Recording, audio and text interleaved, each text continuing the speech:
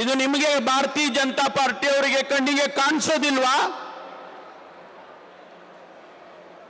ಬಡವರ ಬಗ್ಗೆ ನಿಮಗೆ ಕಾರ್ಯಕ್ರಮವನ್ನ ಕೊಟ್ಟಿರ್ತಕ್ಕಂಥದ್ದು ನಿಮಗೆ ಕಾಣಿಸೋದಿಲ್ವಾ? ಅದಕ್ಕಾಗಿ ಇವತ್ತು ಯಾವ ಉದ್ದೇಶಕ್ಕೆ ನಾವು ಈ ಕಾರ್ಯಕ್ರಮ ಮಾಡಿದ್ದೇವೆ ಅಂತ ಹೇಳಿದ್ರೆ, ಆ ಕಾರ್ಯಕ್ರಮಗಳನ್ನ ಜನರಿಗೆ ತಿಳಿಸಬೇಕು.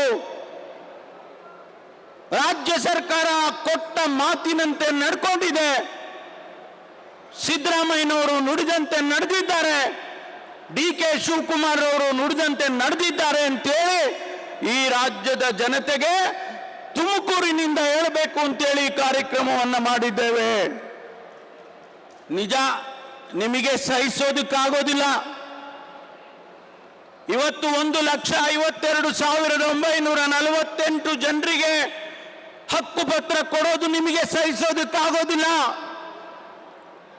16 ವರ್ಷದಿಂದ ಅವರಿಗೆ ಯಾವುದೇ ಹಕ್ಕುಪತ್ರಗಳಿಲ್ಲ.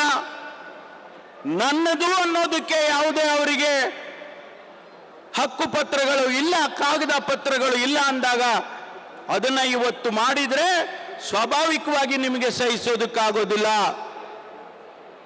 ಆದರೆ ಒಂದು ಮಾತನ್ನ ಹೇಳ್ತೇನೆ, ನಾವು ನಿಮಗೆ ಯಾರಿಗೂ ಸುಳ್ಳು ಹೇಳೋದಕ್ಕೆ ಬಂದಿಲ್ಲ, ನಾವು ಮೋಸ ಮಾಡೋದಕ್ಕೆ ಬಂದಿಲ್ಲ. ನಾವು ಈ ದೇಶದ ಆರ್ಥಿಕ ವ್ಯವಸ್ಥೆಯಲ್ಲಿ ಕರ್ನಾಟಕ ರಾಜ್ಯ ಮುಂಚೂಣಿಯಲ್ಲಿದೆ ಅಂತ ಹೇಳೋದಕ್ಕೆ ಬಂದಿದ್ದೇವೆ.